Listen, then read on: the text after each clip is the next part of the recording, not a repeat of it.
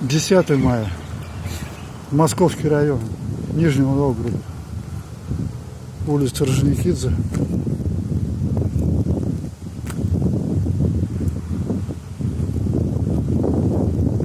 И пошли деревянные дома.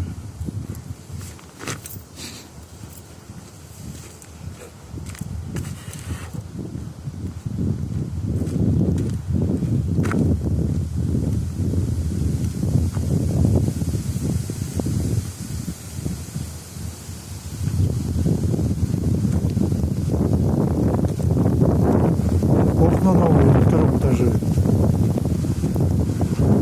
И здесь тоже. Куда деваться-то? Жить надо. Вот так и живем.